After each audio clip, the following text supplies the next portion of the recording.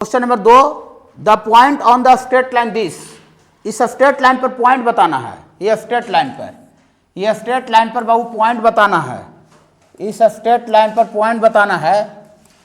हाँ, इस straight line पर पॉइंट बताना है। कैसा पॉइंट बताना है? Which is nearest to the circle this, जो कि सर्किल के सबसे नजदीक रहे। ये कोई सर्किल इधर है, सर्किल दे दिया हुआ है s बराबर 0। कह रहा है कि इस लाइन पर वैसा पॉइंट बताइए जो कि सर्किल के सबसे नजदीक हो। सबसे नजदीक होते यहाँ भी हो सकता है, लेकिन आपको वैसा पॉइंट बताना है जहाँ जो पॉइंट बाबू इस सर्किल से सबसे नजदीक दूरी पर हो, सबसे नियरेस्ट हो। ठीक है बाबू। हाँ, तो गिवन सर्कल क्या है बाबू? गिवन सर्कल बाबू आपको 16 कॉमन ही निकाल लेते हैं। तो ये x का स्क्वायर प्लस y का स्क्वायर, और यहाँ 16 दूना कितना हो जाएगा बाबू? 32। और यहाँ पर 16 कॉमन निकालेंगे तो 8/16, तो 8/16 में 1/2y हो जाएगा। और यहाँ पर आपका 50/16 हो जाएगा। तो 50/16 का मतलब होता है 25 दूनी 50 और 8 दूनी के 16। तो ये हाँ 16 कॉमन निकाल लिए, 25/8 में हो जाएगा। देखिए सर्किल ही देल था ना बाबू, तो सर्किल में 16 पूरा कॉमन निकाल दिए। तो 16 कॉमन निकालें तो x स्क्वायर y स्क्वायर बचेगा। यहाँ से 32 था तो 16 निकालें, 16 दूना 32 होता है। और यहाँ पर 8y था, तो 8y था तो 16 नहीं था, तो गुना भागा होगा, तो गुना वाला तो निकाल जाएगा, भागा वाला यहाँ बच जाएगा। तो भागा वाला बच जाएगा तो 8 दूना 16 फिर कट जाएगा, तो 1/2 आ जाएगा। और वहाँ 50/50 था, 16 नहीं था, तो 16 गुना भागा के अंदर गुना वाला तो निकल जाएगा और भागा वाला बच जाएगा। तो 50/16, तो 50/16 का मतलब 25/8। ओके बाबू। हाँ, तो सर्किल का इक्वेशन निकल गया। अब पॉइंट देखिए, अब सर्किल का इक्वेशन निकल गया तो इसका सेंटर रेडियस मुफ्त में पता चल जाएगा। तो सेंटर इसका कितना हो जाएगा? सेंटर हो जाएगा -½ इंटू कोफिशिएंट ऑफ x और -½ इंटू कोफिशिएंट ऑफ y। तो यहाँ से बाबू ये 2 कट जाएगा, तो ये आ जाएगा -1 और 1/4 आ जाएगा सेंटर का कोऑर्डिनेट। अब उस लाइन पर पॉइंट निकालना है, उस लाइन पर वैसा पॉइंट निकालना है जो कि सर्किल से सबसे कम दूरी पर हो, सबसे नजदीक दूरी पर हो। तो उस लाइन पर पॉइंट हम मान लेते हैं, late required point on given line, required point on given line is p का बाबू कोऑर्डिनेट मान लेते हैं अल्फा कोमा बीटा। अब अल्फा बीटा जो पॉइंट है बाबू कौन सा लाइन पर लाई कर रहा है बाबू? इट लाइज ऑन y बराबर 2x + 11। तो कोई भी पॉइंट किसी भी लाइन पर लाई करता है, किसी भी कर्व पर लाई करता है, तो वो पॉइंट उस कर्व के इक्वेशन को सेटिस्फाई करता है। तो यहाँ से y का जब बीटा डालेंगे तो बीटा बराबर हो जाएगा 2α + 11। ये मेरा क्रीम हो गया। ठीक है, इस लाइन पर पॉइंट बाबू हम लोग मान लिए अल्फा बीटा। रुक जाइए, घबराइएगा नहीं। देखिए जो भी बाबू इस लाइन पर परपेंडिकुलर माने जो नियरेस्ट होगा ना जो पॉइंट, उसको आप सेंटर से ज्वाइन कीजिएगा, सेंटर से ज्वाइन कीजिएगा। तो ये जो CP है वो हर हाल में क्या होगा? परपेंडिकुलर होगा। बोलिए कहाँ दिया हुआ है सर? क्योंकि हम आपको जब स्ट्रेट लाइन पढ़ा रहे थे तो बताए थे कि जैसे मान लेते मेरा इस दीवार से मिनिमम दूरी निकालना है, तो मेरा इस दीवार से मिनिमम दूरी जो भी लाइन देगा तो हम अपना और उस दीवार पर पॉइंट लेकर ज्वाइन करेंगे, तो वो जो लाइन होगा वो क्या होगा वो दीवार पर परपेंडिकुलर। परपेंडिकुलर डिस्टेंस ही सबसे लोवेस्ट मिनिमम डिस्टेंस होता है। आप समझ रहे ना? परपेंडिकुलर डिस्टेंस का मतलब होता है perpendicular distance, shortest distance. Shortest distance always बाबू परपेंडिकुलर होता है। मान लेते हैं कि हमको इस स्टैंड से आपको मिनिमम दूरी निकालना है, तो हमको यहाँ से माने वैसा लाइन को ज्वाइन करना पड़ेगा जो कि उस स्टैंड पर क्या हो जाए? परपेंडिकुलर हो, माने ये लाइन उस स्टैंड पर परपेंडिकुलर हो जाना चाहिए। ठीक है बाबू। तो शॉर्टेस्ट डिस्टेंस जो भी लाइन देगा इस पॉइंट पर, जो भी लाइन इस लाइन पर जो भी पॉइंट इससे सर्किल से शॉर्टेस्ट डिस्टेंस देगा, वो पॉइंट को इस सेंटर से मिलाइएगा तो ये लाइन पर क्या हो जाएगा बाबू? परपेंडिकुलर हो जाएगा। परपेंडिकुलर जो होगा लाइन वही शॉर्टेस्ट डिस्टेंस देगा। ओके बाबू। हाँ, तो लिखेंगे फॉर शॉर्टेस्ट डिस्टेंस के लिए, घबराइएगा नहीं। शॉर्टेस्ट मतलब मिनिमम। तो फॉर शॉर्टेस्ट डिस्टेंस के लिए, फॉर शॉर्टेस्ट डिस्टेंस के लिए फ्रॉम फिगर से ये CP जो है वो परपेंडिकुलर होगा, परपेंडिकुलर टू गिवन लाइन। जो CP होगा वो दिया हुआ लाइन पर परपेंडिकुलर होगा। ठीक है बाबू? ठीक है ना? समझ गए? जैसे हमको दीवार से शॉर्टेस्ट डिस्टेंस निकालना है, ठीक है, तो शॉर्टेस्ट का मतलब यहाँ से हम लोग को वहाँ पर परपेंडिकुलर ज्वाइन करना पड़ेगा, तब जाकर दूरी मिनिमम होगा। तो हमको इस लाइन पर वैसा पॉइंट निकालना था जो कि सर्किल से मिनिमम दूरी होगा, शॉर्टेस्ट। तो शॉर्टेस्ट के लिए हम लाइन पर पॉइंट लेकर के सेंटर से मिलाएंगे, तो ये जो CP जो लाइन हो क्या होना चाहिए बाबू? परपेंडिकुलर होना चाहिए, परपेंडिकुलर मतलब लंब होना चाहिए, तब जाकर वो शॉर्टेस्ट डिस्टेंस दे पाएगा। ठीक बाबू। हाँ देखिए तो यहाँ से CP परपेंडिकुलर टू लाइन, तो यहाँ से स्लोप और C का कोऑर्डिनेट कितना निकाले बाबू? C का कोऑर्डिनेट निकाले हैं -1,1/4। अब पॉइंट P माने हैं, उस लाइन पर पॉइंट माने हैं, तो देयरफॉर स्लोप ऑफ CP निकालिए। स्लोप ऑफ CP, दो पॉइंट का कोऑर्डिनेट पता रहता है तो उसका स्लोप पढ़ाए हैं y2 - y1, तो 1/4 माइनस बीटा बटा -1 - अल्फा, ये CP का स्लोप हुआ, CP का। और जो CP है वो दिया हुआ लाइन पर क्या है? परपेंडिकुलर है। दिया हुआ लाइन पर परपेंडिकुलर दिया हुआ था, लेकिन शॉर्टेस्ट डिस्टेंस देने के लिए परपेंडिकुलर होना चाहिए। तो इस दिया हुआ लाइन का स्लोप निकाल दीजिए, इसका स्लोप उधर भेज दीजिए, तो 2x - y + 11 बराबर 0। तो इस लाइन का स्लोप कितना हो जाएगा बाबू?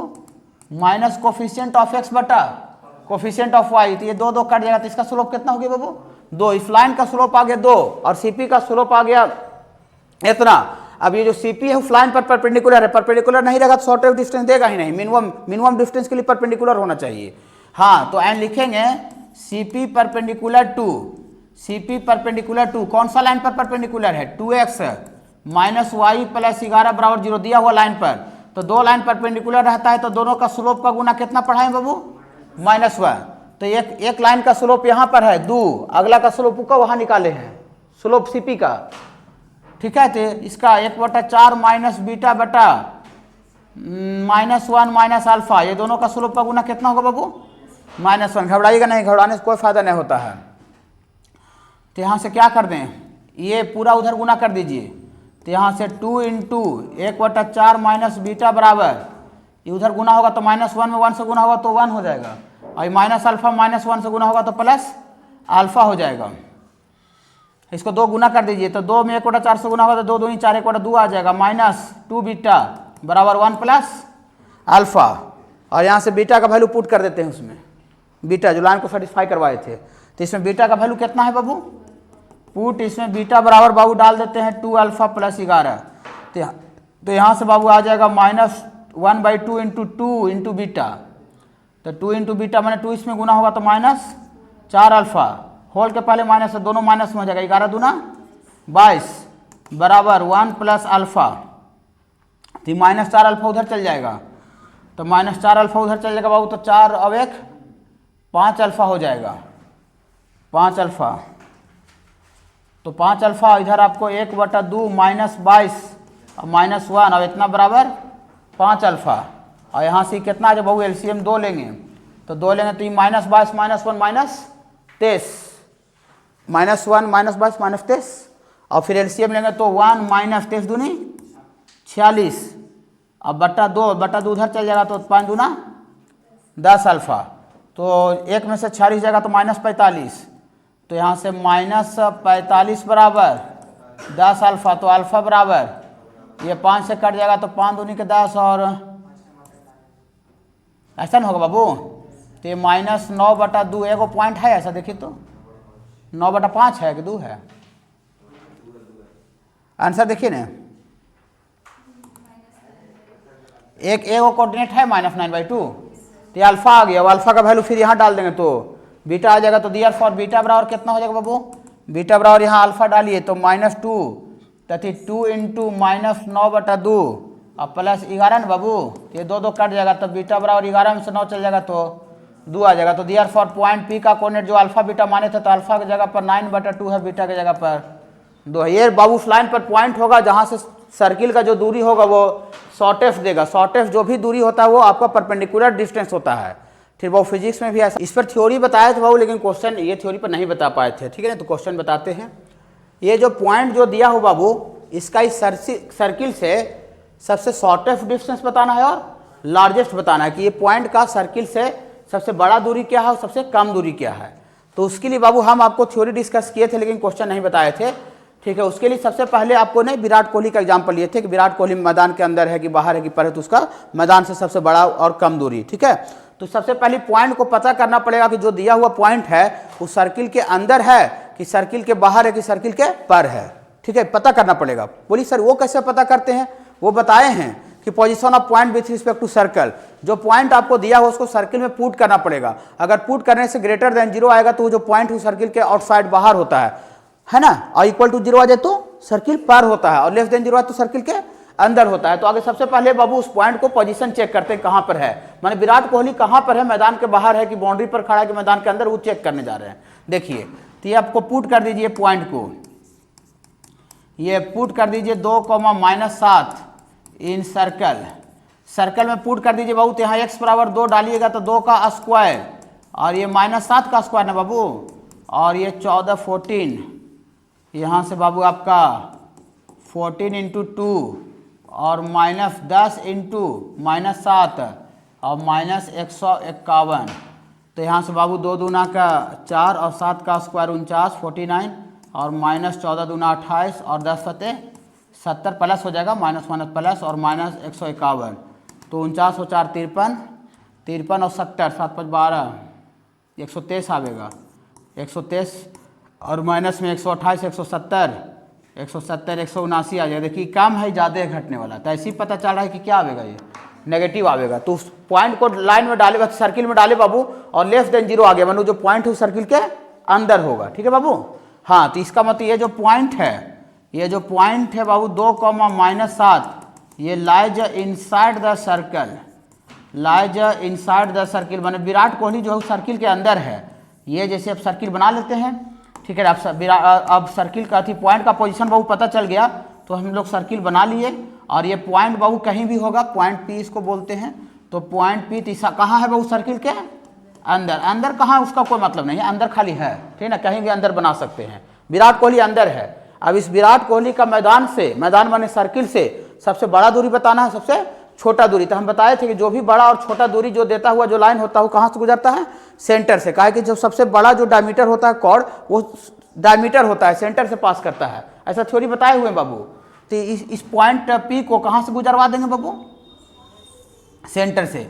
ये बाबू सर्किल का सेंटर से, मान लेते हैं कि यहाँ पर तो पॉइंट पी दिया हुआ है अंदर, और ये सपोज करते हैं कि सर्किल का सरकमफ्रेंस को ए पर कट करेगा, और अगला छोरा क्या होगा बाबू, बी। ओके बाबू। हाँ, तो सर्किल का सेंटर निकालना पड़ेगा बाबू, उसका जरूरत है। तो सर्किल का इक्वेशन पता है तो इसका सेंटर तो निकाल सकते हैं ना।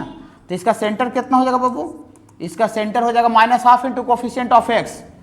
तो ये -12 × कोफिशिएंट ऑफ x -14 है, और -12 × कोफिशिएंट ऑफ y -10 है बाबू।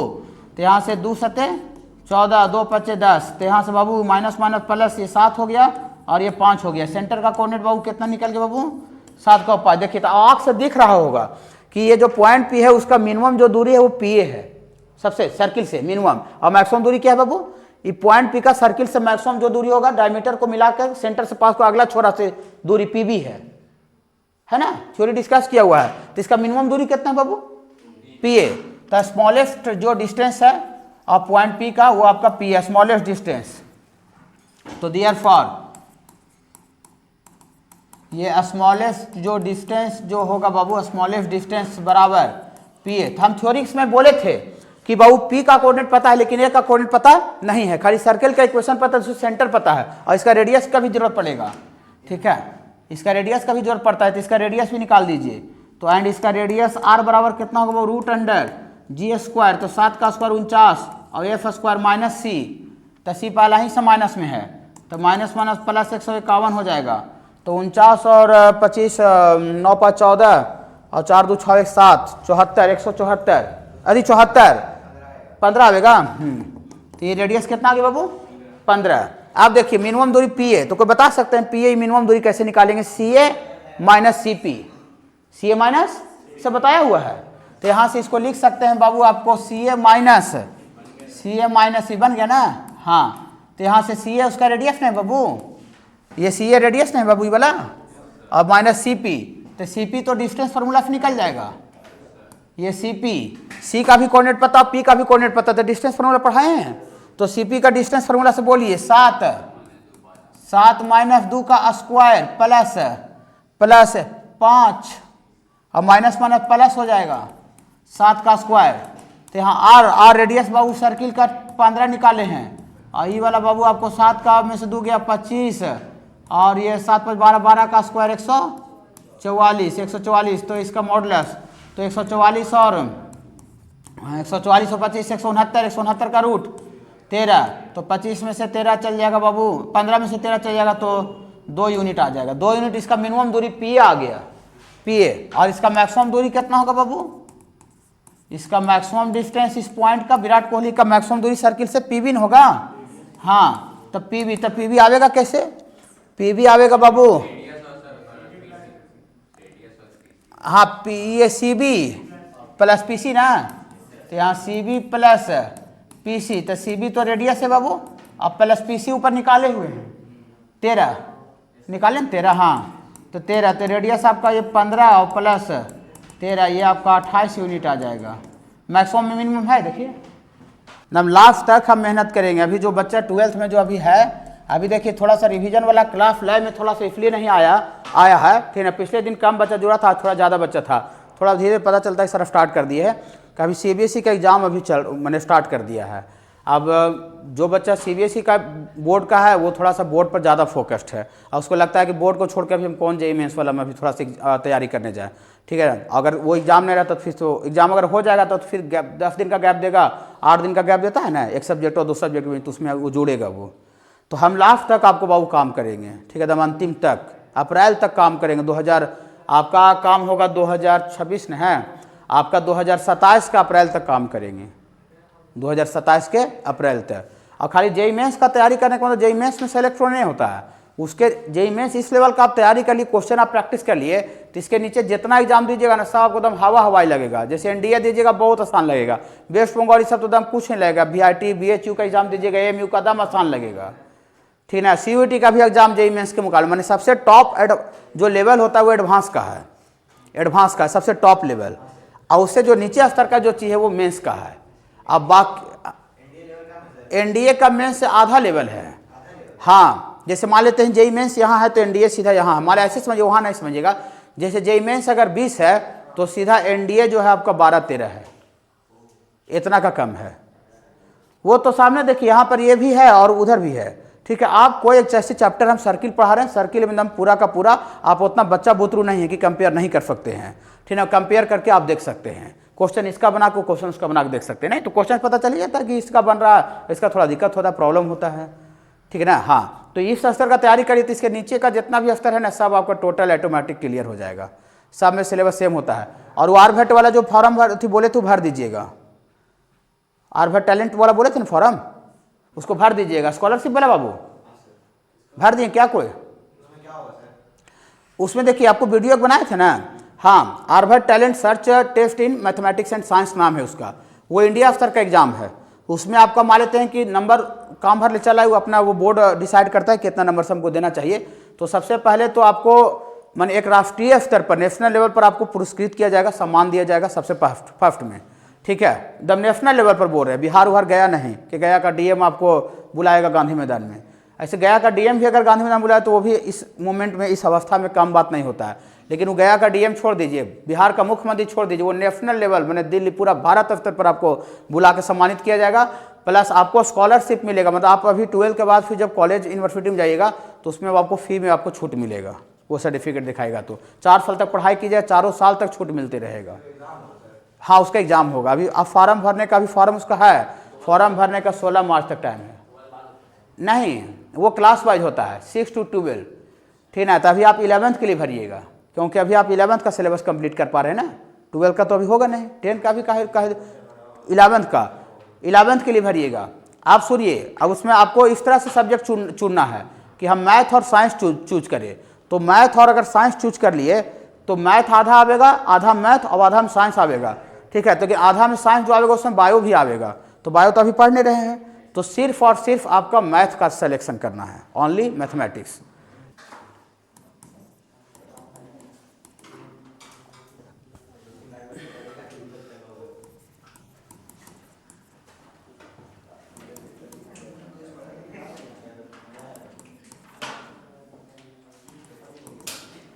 देखिए देन लैम्डा क्या होगा। देखिए ये आसान क्वेश्चन, थ्योरी बेस्ड है। ये जो पॉइंट है उस सर्किल के कहाँ लाई कर रहा है बाबू? इनसाइड लाई कर रहा है, ठीक है। उसका फॉर्म भरिएगा तो मैथ का भी मेरा भी लेवल पता चलेगा आपका कि सर जो पढ़ाते जहाँ पढ़ते हैं उसका बने भारत स्तर से किस तरह का मैच करता है कि नहीं लेवल, ठीक है। 11th स्तर जगह हम शुरू से पढ़ रहे हैं, ठीक। एग्जाम बाबू देखिए 16 मार्च तक तो आपका फॉरम का डेट है, तो शायद उसका एग्जाम होगा मार्च का, अगर लास्ट में होगा ना तो फिर अप्रैल के फर्स्ट वीक में होगा, ये एकदम गारंटी है। अगर हुआ तो मार्च के लास्ट वीक में या तो फिर अप्रैल के फर्स्ट वीक में होगा। फॉर्म का बहु प्राइस तो कुछ लगेगा, 100-150 लगेगा, हाँ ज़्यादा नहीं लगेगा, ठीक ना, ठीक है। जाके अभी साइबर कैफे में पता कीजिएगा, Aryabhatta talent search test in mathematics and science, ये नाम है। वीडियो देख लीजिएगा, वीडियो में वेबसाइट भी हम डाले हैं, मैंने कहाँ से फॉर्म भराएगा, वेबसाइट बताइएगा, तुरंत तो खोल करके फॉर्म भर देगा आपको साइबर कैफे वाला, समझ रहे ना। देखिए ये जो पॉइंट है बहू कहाँ है बहू, सर्किल के अंदर, तो कोई भी पॉइंट सर्किल के अंदर लाई करता है, हाँ, तो फॉर इनसाइड के लिए आपको हम थ्योरी पढ़ाए हैं कि कोई भी पॉइंट सर्किल के अंदर लाई करता है तो कोई बच्चा बता सकते हैं क्या कंडीशन होता है, हाँ, S1 जो है वो लेस देन 0 होता है। और S1 अगर हम पूछ दें कि S1 होता क्या है, तो ये जो पॉइंट दिया हुआ उसको सर्किल में डालने के बाद जो वैल्यू आता है डेट इज कॉल्ड S1। तो वो जो पॉइंट है उसको सर्किल में यहाँ डालिए, तो डालिएगा तो लैम्डा का स्क्वायर यहाँ से पुट कर रहे हैं, पुट पॉइंट लिख भी देते हैं, घर पर का भी थोड़ा ख्याल रखते हैं। पुट लैम्डा कॉम minus lambda in circle, circle में पुट कर दिया फॉर लैम्डा का स्क्वायर माइनस लैम्डा का स्क्वायर ना बाबू, हाँ, और प्लस 4 इंटू एक्स लैम्डा बाबू, और plus 2 into Y minus lambda, और माइनस 8 बराबर 0, ठीक। तो लैम्डा का स्क्वायर 2 लैम्डा का स्क्वायर हो जाएगा बाबू, लैम्डा, और ये -4 -2 तो -6 लैम्डा, और -8 बराबर 0, सॉरी 0 कहाँ से, ये पॉइंट को सर्किल में डालने से 0 नहीं आना चाहिए, लेस देन 0 आ जाएगा तब तो सर्किल पर हो जाएगा, ठीक ना। हमको सर्किल के इनसाइड कह रहा है, आउटसाइड कहता है तो ग्रेटर देन 0 लिखते, ओके, हाँ। तो यहाँ 2 कॉमन निकाल के उधर भेज दीजिए, तो यहाँ से लैम्डा का स्क्वायर और -2 तिया 6 -2 चौको 8 लैम्डा, 2 उधर चल गया, ठीक है बाबू। देखिए अब ये क्वाड्रेटिक इक्वेशन है, ये क्या है बाबू, क्वाड्रेटिक, लैम्डा का स्क्वायर लैम्डा में लीनियर कांस्टेंट है, तो क्वाड्रेटिक इक्वेशन है बाबू, किसमें क्वाड्रेटिक है बाबू, लैम्डा में। तो किसी भी क्वाड्रेटिक का वैल्यू, इस क्वाड्रेटिक का वैल्यू नेगेटिव होना चाहिए, लैम्डा का वैसा वैल्यू बताना है ताकि ये क्वाड्रेटिक जो है उसका वैल्यू माइनस में आ जाए, नेगेटिव आ जाए। तो कोई भी क्वाड्रेटिक का वैल्यू नेगेटिव कहाँ होता है, पॉजिटिव कहाँ होता है, 0 कहाँ होता है, उसका पोल खोल के रखता है, उसका ग्राफ, उसका फिगर। जब क्वाड्रेटिक पढ़ा रहे थे, कुछ बच्चे वहाँ क्वाड्रेटिक में नहीं थे लेकिन आप लोग थे, क्वाड्रेटिक पढ़ा रहे थे, 6 गो ग्राफ बताए थे, ठीक है। ये सब बहुत ज़्यादा इंपॉर्टेंट है, ठीक ना, बहुत ज़्यादा। 12th में सबको पूरा चर्चा करते रहेंगे कैलकुलस पढ़ाने में, ठीक ना। ऐसा मत सोचिए कि 11th का पढ़ाई खत्म हो जाएगा, ठीक ना, हाँ, 11th अच्छा से पढ़े, पूरा 12th भी समझ में आएगा। देखिए 6 गो ग्राफ होता है, इसी ग्राफ से पता चलता है कि कौन पॉजिटिव, कहाँ पर पॉजिटिव है, कहाँ पर नेगेटिव है। तो इसका ग्राफ, इस 6 में से कौन सा ग्राफ नेचर होगा उसका, तो उसका सबसे पहले डिस्क्रिमिनेंट निकालना पड़ेगा, विवेचक। डिस्क्रिमिनेंट पॉजिटिव आता है तो 2 जगह कट करेगा, जहाँ कट करता है वो रूट होता है, ये होगा बाबू।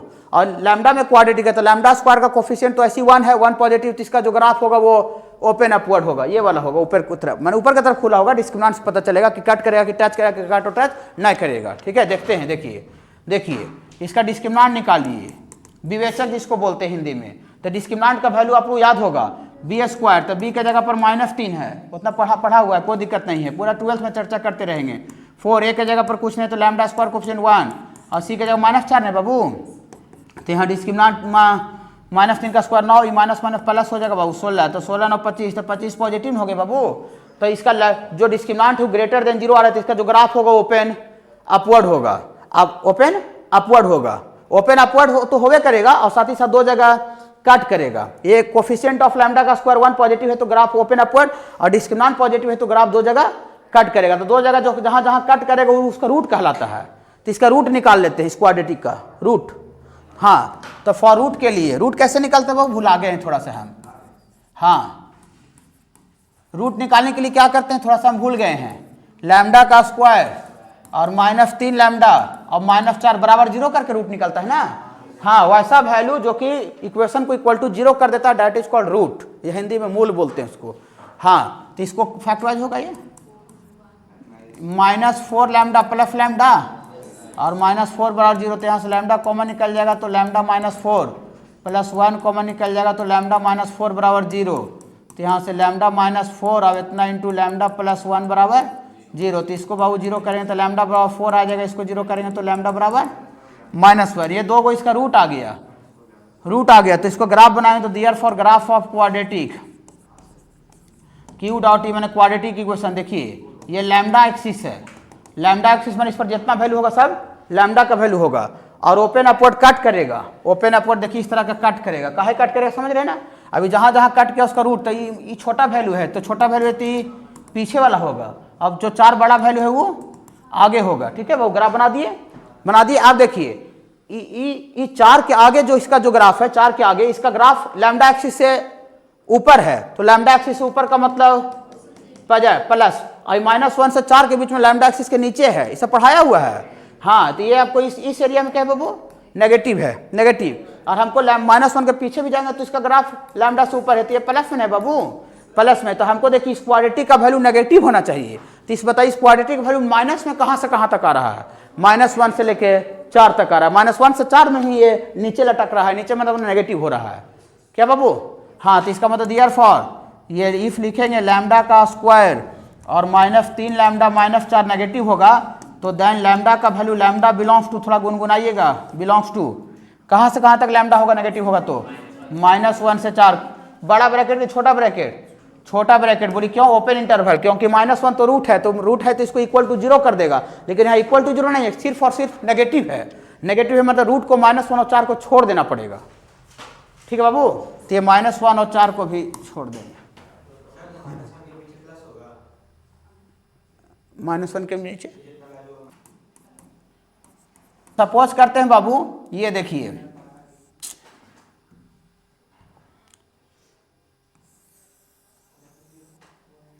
ये सपोज करते हैं इक्वेशन ऑफ पहला सर्किल है, फर्स्ट सर्किल है ये फर्स्ट सर्किल, इसको फर्स्ट सर्किल बोल रहे हैं और इसको कौन सा सर्किल बोल रहे हैं बाबू सेकेंड अपने तरफ से। ठीक है हाँ तो इस सर्किल पर कोई पॉइंट ले करके, कोई भी पॉइंट ले करके इस सर्किल पर, पहला सर्किल पर कोई भी पॉइंट ले करके और इस सर्किल पर टेंजेंट खींचा जा रहा है तो इस सर्किल पर टेंजेंट खींचा जा रहा है तो आप जरा देखिए ये दोनों सर्किल में खासियत क्या है बाबू कि इसका भी centre -12 into coefficient of x -2g आवेगा और -2f आवेगा। इस सर्किल का भी सेंटर ये देखिए ये दोनों x और y का कोफिशिएंट सेम है तो सेंटर निकालने में खाली x का कोफिशिएंट y का कोफिशिएंट यूज होता है, कांस्टेंट उस्टेंट यूज न होता है।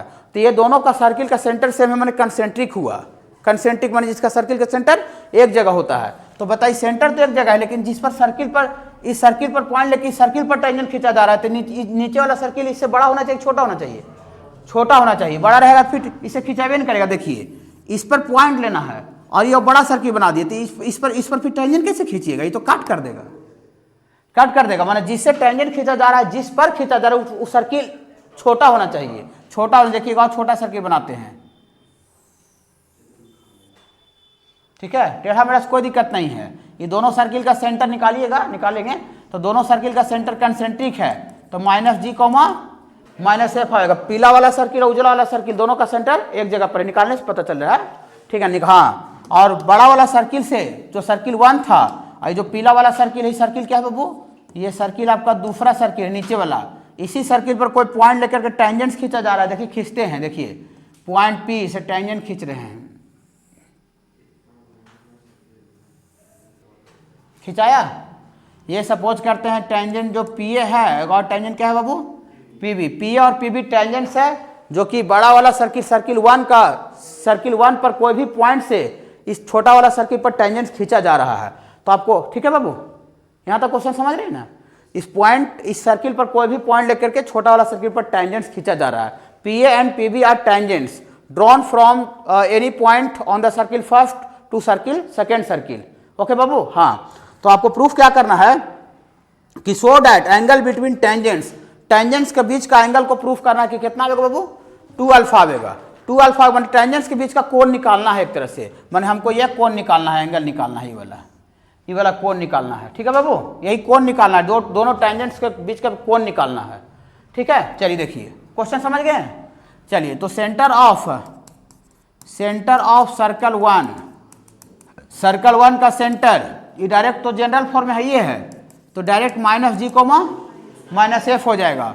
और सेंटर ऑफ सेकेंड सर्कल कितना हो जाएगा बाबू, सेंटर ऑफ सर्कल 2 यह भी -12 इंटू कोफिशिएंट, ये सब पूरा कांस्टेंट है सर।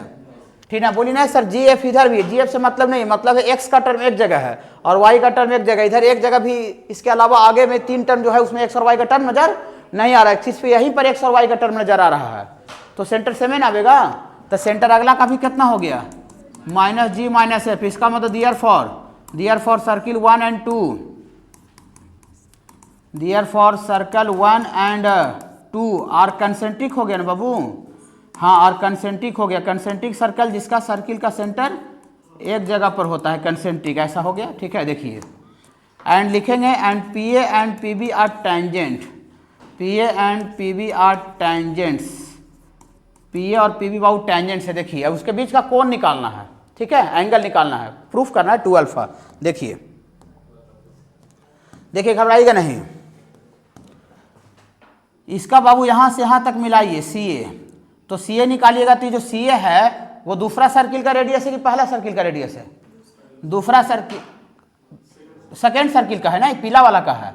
तो पीला वाला का है तो इसको R2 बोलते हैं। R2 माने R माने रेडियस, R2 मतलब दूसरा सर्किल। ओके, हाँ हाँ, और फिर यहाँ से इसको मिलाइएगा, P को C से मिलाइएगा, PC। तब PC जो है वो सेंटर से उजला वाला सर्किल का सरकमफ्रेंस है, तो पहला सर्किल का रेडियस हुआ, तो ये आपका R1 हुआ। R1 माने पहला सर्किल का रेडियस, त्रिज्या क्या। हाँ, और यहाँ से सेंटर से हम लोग टेंजेंट पर परपेंडिकुलर डालते थे, नॉर्मल होता है, तो नॉर्मल है तो यहाँ पर एंगल कितना बनेगा, 90 डिग्री, है ना। और फिर इधर से भी इसको हम मिलाएंगे बाबू ऐसे करके, तो यहाँ टेंजेंट पर हम इसको मिला रहे हैं, तो टेंजेंट पर जो लाइन होता है that is called normal, 90 degree. ठीक है, हाँ 90 डिग्री। ठीक है, देखिएगा तो ये दोनों का जो ट्रायंगल है बाबू PAC ट्रायंगल और एगो PCB, ऊपर एक ट्रायंगल जो बन रहा है नीचे, हम हाथ से बनाए इसलिए आगे पीछे बड़ा छोटा लग रहा होगा, लेकिन ये दोनों का दोनों ट्रायंगल कन्ग्रेंट होता है। बोले कैसे कन्ग्रेंट कैसे हो जाएगा, PC तो कॉमन है, ऐसा थ्योरी में बताया गया है। और ये देखिए ये रेडियस है, इधर भी तो वही रेडियस है ना, है हाँ रेडियस, और टेंजेंट का लंबाई सेम होता है, एक पॉइंट से खिंचाता है, तो तीनों यहाँ साइड लेंथ इक्वल हो जा रहा है, तो तीनों साइड लेंथ इक्वल हो जाए, करस्पॉन्डिंग साइड लेंथ इक्वल हो जाए, तो ट्रायंगल क्या हो जाएगा, कॉन्ग्रेंट हो जाएगा। ओके बाबू, हाँ देखिए, तो पहला सर्किल का रेडियस लिखते हैं, रेडियस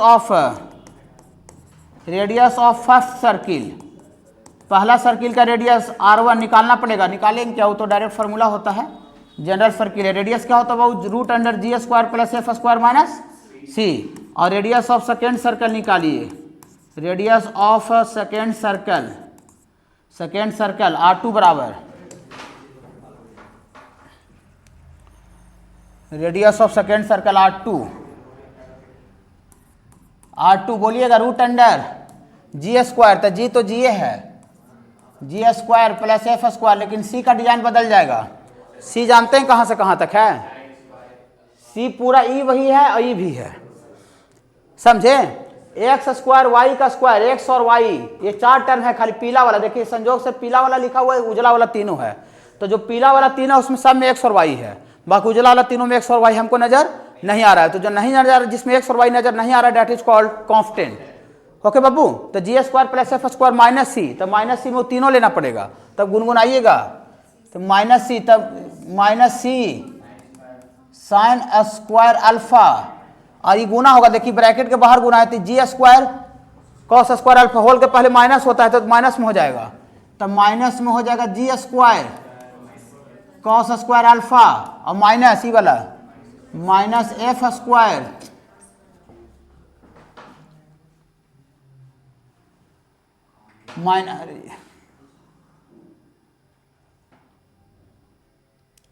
तो माइनस एफ स्क्वायर कितना आ रहा है बाबू, minus F square cos square alpha ना, तो यहाँ से आपको आ रहा है बाबू माइनस एफ, सॉरी हाँ F square cos square alpha, ऐसा आ रहा है, घबराइएगा नहीं। तो यहाँ से आपको R2 थोड़ा सा, ये दोनों में से हमको लगता है जी स्क्वायर कॉमन है, और ये दोनों में से लगता है एफ स्क्वायर कॉमन है, तो कॉमन निकाल लीजिए, तो कॉमन निकाल लीजिएगा बाबू, तो यहाँ से आपको आ जाएगा बाबू, ये जी स्क्वायर कॉमन निकल जाएगा, तो यहाँ 1 minus cos square alpha formula होता है साइन स्क्वायर अल्फा, और ये दोनों से एफ स्क्वायर निकालेंगे, तो यहाँ भी 1 माइनस कॉस स्क्वायर अल्फा, और ये बेचारे को बच गया है ये वाला माइनस सी साइन स्क्वायर अल्फा, तो 1 minus cos square 1 minus cos square alpha sign square alpha होता है ना, तो यहाँ से साइन स्क्वायर अल्फा, और ये भी क्या हो गया बाबू साइन स्क्वायर अल्फा, तो यहाँ से आपको R2 बराबर बाबू आ गया, ये G square sine square alpha और F square sine square alpha minus C square sine square, तो साइन स्क्वायर अल्फा सब में आ गया। हाँ, तो साइन स्क्वायर अल्फा सब में आ गया, तो साइन स्क्वायर अल्फा यहाँ से कॉमन निकाल लेंगे तो यहाँ खाली बचेगा G square plus F square minus C. अब इसमें भी रूट है, इसमें भी रूट है, तो इसमें तो रूट रह जाएगा, लेकिन साइन स्क्वायर अल्फा का रूट साइन अल्फा हो जाएगा, ठीक है ना। तो ये रूट से बाहर निकल के R2 बराबर आ जाएगा, R2 बराबर sine alpha into root under जी square plus F square minus C. ये आपको दूसरा सर्किल का रेडियस आगे छोड़ इसे नहीं बोलते हैं। बोली सर आप दोनों सर्किल का रेडियस क्यों निकाले? सर समझ में आता है, बताते हैं। देखिए, एंड ट्रायंगल PSC और PCB आर कॉन्ग्रेंट है ना, कॉन्ग्रेंट। तो कॉन्ग्रेंट में तीनों साइड बराबर है तो तीनों एंगल भी बराबर हो जाएगा। हाँ, तो अगर ये वाला एंगल को अगर हम थीटा बोलते हैं तो नीचे वाला एंगल भी क्या हो जाएगा? थीटा, आधा आधी, ठीक है। हाँ, तो एंड लिखते हैं ट्रायंगल PSC कॉन्ग्रेंट है, कॉन्ग्रेंट का साइन इस तरह का पड़ता है बाबू। हाँ, कॉन्ग्रेंट है ट्रायंगल PCB के ना, तो BC के, इसका मतलब दियर फॉर एंगल APC बराबर होगा एंगल BPC। और ये दोनों एंगल किसके मान लेते हैं? ये थीटा लेट कर लेते हैं, मान लेते हैं दोनों एंगल कितना बराबर? थीटा। तो अगर हम थीटा निकाल दें और थीटा निकाल करके और उसको 2 से गुना कर दें, थीटा निकाल कर 2 से गुना कर देंगे तो उस टेंजेंट के बीच का कोण आ जाएगा कि नहीं आ जाएगा? टेंजेंट के बीच का कोण 2 थीटा है, ऊपर ही ना आधे ना थीटा बाबू, और नीचे भी आधा क्या है? थीटा है। तो टेंजेंट के बीच का कोण क्या है?